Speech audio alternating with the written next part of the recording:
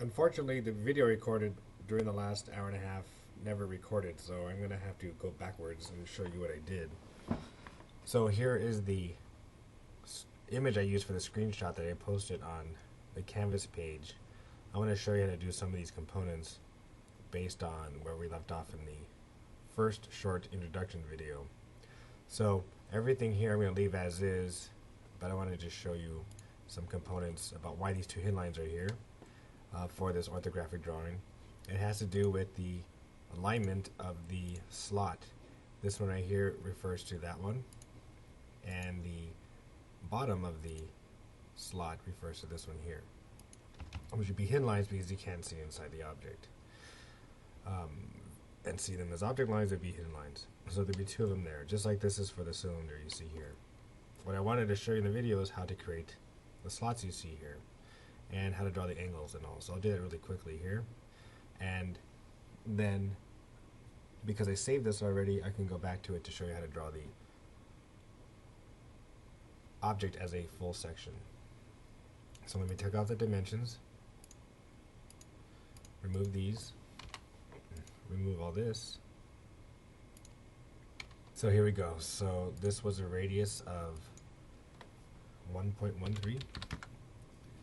Construction line, that's good. Alright, let's draw the lines at 15 degrees in either direction.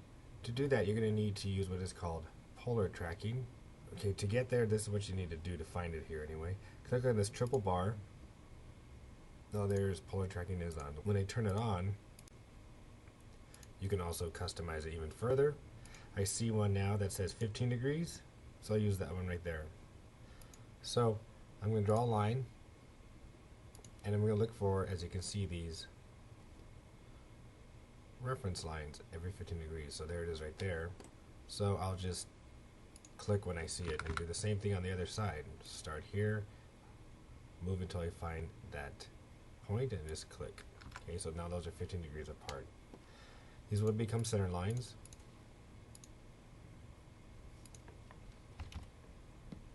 Alright, so we're going to use these to draw the rest of the object. The center of the slot is 3.5 inches away from the center of here. So to locate that point, we're not going to use the arc command at all. In fact, I never use these because they're not necessary for most of the things I have drawn. Alright, so circle, center radius from here at a radius of 3.5. Let's make this a center line so we could see it. Now we're going to draw the slot. We're going to use the intersection of these center lines to draw the two ends of the slot at a radius of 0.38. So circle, and the other side. Now we're going to draw the other remaining portions of the slot using a circle. So all I need to do is grab the intersection of the red center line and the intersection of the circle to get the placement of these two parts of the slot. And again, I did not need to use radius or arc command to do that, because what I'm going to do here is trim.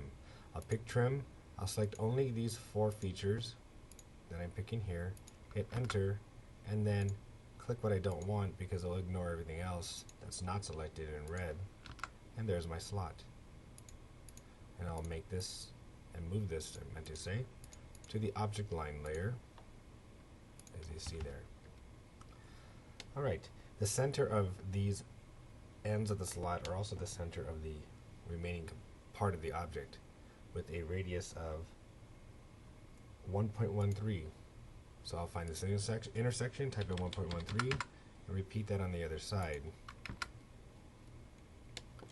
Now to draw the rest of the shape, I'm going to be using the line command and snap of what's called tangent.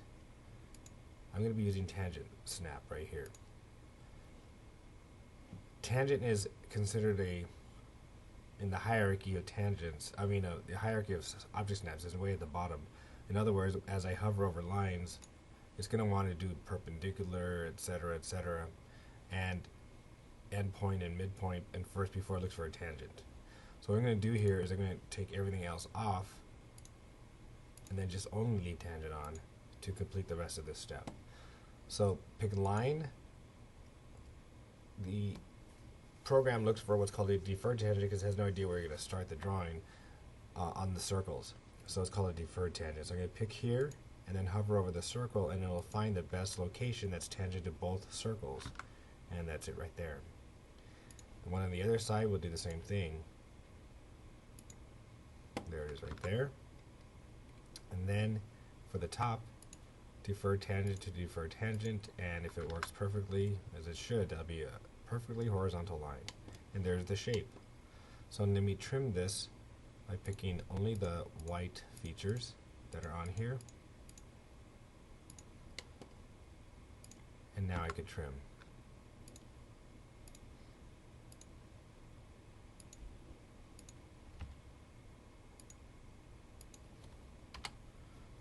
Let me put these on the object lines layer to finish this drawing.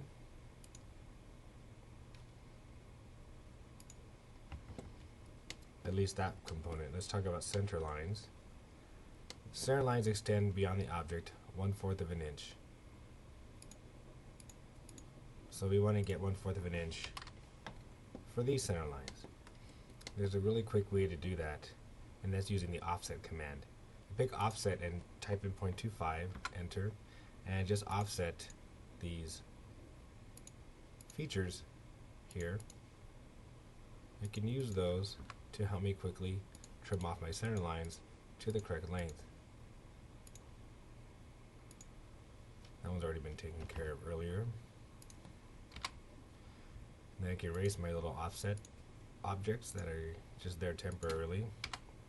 And there's my center lines ready to go. So there it is with the dimensions, and it's good. And to be safe, I'm going to stop the video here, record it, or encode it, and put that up, and then continue with the last step of the video.